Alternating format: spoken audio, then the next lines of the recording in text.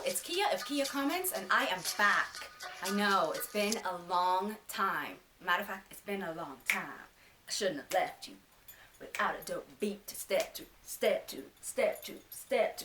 Anyway, it's been a really long time, and the reason that I have not been on YouTube discussing books mostly has to do with three things.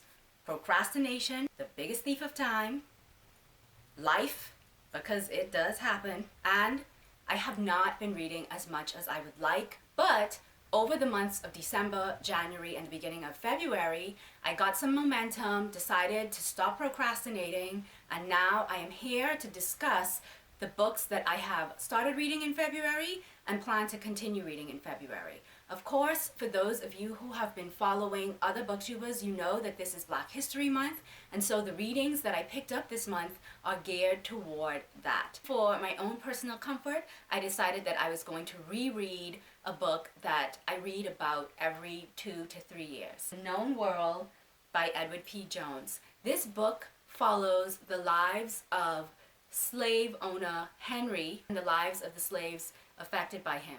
Henry is a black slave owner, which is very unusual for the time in America, but not unheard of. And this book is kind of a call or response to Toni Morrison's Beloved. So I'm excited to sink into that one more time because every time I read this book, I learn new things. The next book on my list, a memoir by Tracy K. Smith, is Ordinary Light. Ordinary Light follows poet Tracy K. Smith during her life, and she gives us the narration of what went into making her the poet she is today. Her book, Life on Mars, won the Pulitzer Prize in 2012, and I was really taken by it. I was in the middle of a writing program and having a hard time with sentences and economy.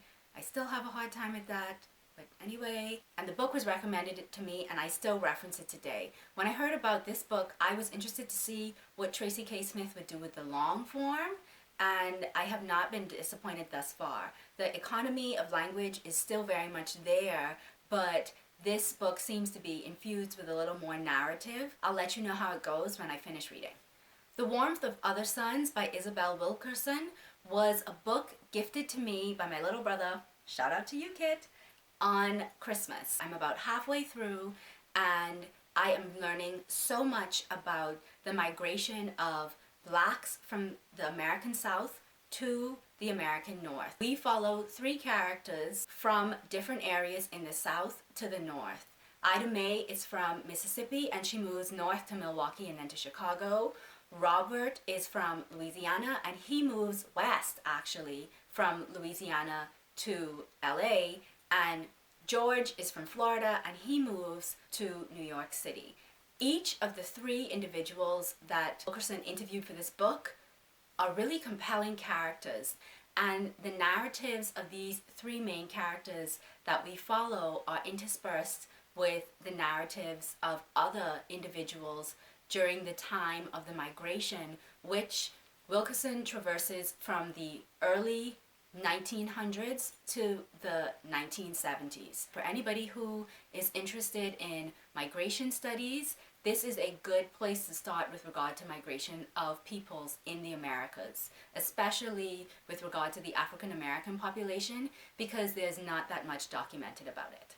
The next book on my list got a lot of hype when it initially debuted, and that is Queen Sugar by Natalie Baszile. This book is going to be converted from book form to the silver screen, and it is being directed by Ava DuVernay, who is a critically acclaimed female black director. Queen Sugar follows the protagonist who has inherited a sugarcane farm from her father who died, and she moves back to the South in order to run this particular farm. I'm interested in this because sugarcane farming was a big part of what drove the economics in the Caribbean, and I'd like to see how that operates in America historically. So I'm really excited to learn some new things while reading this book. Gem on the Vine by LaShonda Countries Barnett is a book that I am so excited to read.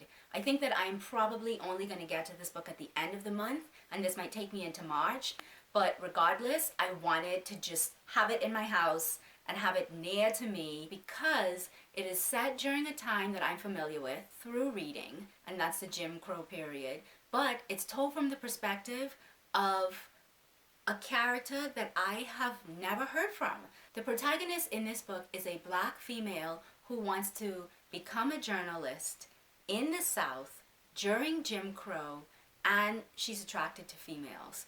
These are not unfamiliar narratives to me, but they are unfamiliar narratives to me during this period. I'm also interested in what journalism during the Jim Crow period for the African American community was like.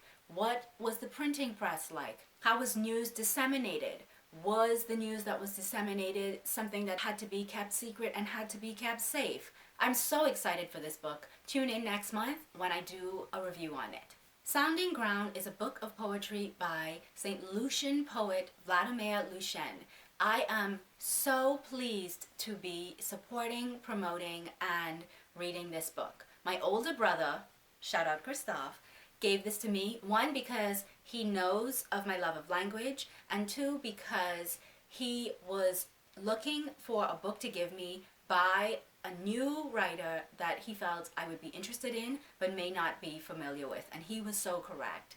Lucien has such a command of language. He encompasses the lushness of the Caribbean, the patois and the dialect of the Caribbean, with these narratives that are made extraordinary because they're ordinary. I love the lush portrayals of the landscape, and because I'm from the Caribbean, I really recognize the way in which he renders the ideas and the tensions and the impositions and the sentimentalities between Caribbean families. The final book in this TBR is Jubilee by Margaret Walker. This book came to my attention because of Dee Dee over at Frenchie D and Danielle over at One Small Paw. They are hosting a read-along for the month of February, and in the spirit of the celebration of Black History Month, they have picked up a classic by an African American writer that I hadn't heard of. I'm a little behind. I didn't get my book until I think maybe it was Tuesday, and I'm only on chapter 13, but thus far I'm loving it. So Jubilee follows Viri, who is the daughter of a slave owner and a slave, as she wends her way through the slavery period prior to the Civil War, through the Civil War, and then after the Civil War. This seems to me to be a search of identity, which is something that I'm always compelled to read about, especially with regard to the time that this book is set and with regard to the parentage of our protagonist. What I love most about this book thus far is the use of dialect and the use of voice, and I am really enjoying it. Hopefully I'll be able to catch up. I'm still behind, but if you want to read along with Dee Dee and Danielle, then definitely check out the links that I will leave in the description box below, with both of them going over how they plan to break up the books and when it is that they will be discussing the books. That is it. That is all. Thank you for watching. I'm sorry that it took so long for me to get back to you, but I am back. And I plan to film next week on something a little different. I want to discuss literary journals that focus on writers from the diaspora, and I discuss literary workshops that tend to cater to writers from the diaspora. So if you are interested in that, please tune in next week. Keep reading, keep writing, keep reviewing. Bye now.